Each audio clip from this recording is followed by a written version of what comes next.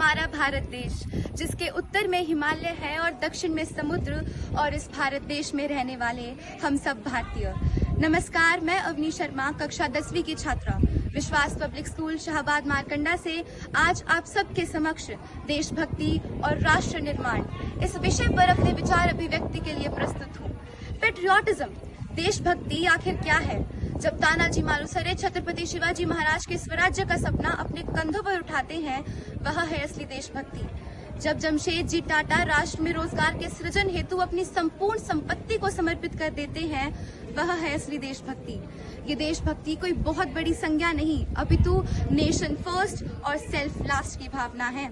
हमारे भारत माता के पुत्र स्वतंत्र वीर सावरकर कहते हैं कि देह और देव के बीच में देश आता है, जिसका हम सभी को देना लगता है। इसी संपन्नता के तहत हमारे भारत के युवाओं ने कोरोना काल के समय में हमारे देश के मोहल्लों के प्रवासी मजदूरों को खाना खिलाया। आजकल हम देखते हैं कि विद्यालय के छोटे छोटे बच्चे भी कूड़े को कूड़ेदान में डालते हैं, स्वच्छ भारत अभियान के तहत। पिछले कुछ वर्षों से तो यह भी देखा गया है कि भारत का मतदान प्रतिशत बढ़ रहा है, जिससे यह सिद्ध होता है कि भारत प्रगति की ओर बढ़ रहा है। मुझे इस बात पर तो कोई आशंका ही नहीं कि हम सब देशभक्त हैं या नहीं।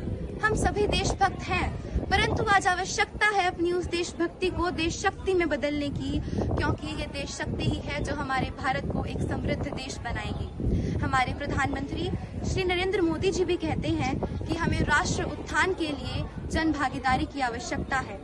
हम सभी इस देश के युवा हैं, हम सभी वो काम कर रहे हैं जो इस देश के निर्माण के हित में हो। जितेंद्र अग्रवाल, तिलक मेहता जैसे लोग हैं जो स्टार्टअप्स के माध्यम से हमारे देश को आगे बढ़ा रहे हैं।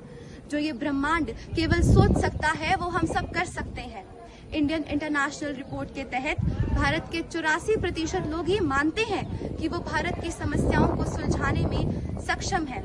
परंतु इसी के साथ हमें यह भी समझना होगा कि भविष्य में वही देश समृद्ध है जिस देश के पास एक अच्छा और स्वच्छ पर्यावरण है। तो इस देश के युवा होने के नाते ये हमारा कर्तव्य बनता है कि हम हमारे पर्यावरण को संरक्षित करें। तो आइए हम सब शपथ लें, वयम राष्ट्र जागर्याम, अर्थात हम अपने राष्ट्र को जागृत रखेंगे, जीवित रखेंगे और हमारे देश के प्रति हमारे कर्तव्य को अंत तक निभाएंगे। इसी के साथ अंत में मैं यही कहना चाहूंगी कि तकनीक में रुचि रखने वाला युवा अब्दुल कलाम बने, IIT NIT से पढ़ने वाले छात्र नासा के लिए नहीं अभी तो इसरो के लिए काम करें। हम क्रिकेट, कबड्डी, हॉकी खेलें, परंतु भारत के लिए खेलें। यदि कल कोई हेमा दास दौड़कर नारी सशक्तिकरण का उदाहरण देती हुई स्वर्ण पदक जीते, तो वो भारत के लिए जीते। रचनाएं ऐसी रची जाएं कि साहित्य में भारत के नाम नोबेल प्राइज हो। जो युवा दौड़ सकता है वो दौड़े, जो चल सकता है वो चले और जो रेंग सकता है वो रेंगे, परंतु अपने देश के प्रति अपने कर्तव्य का निर्वहन अवश्य करें।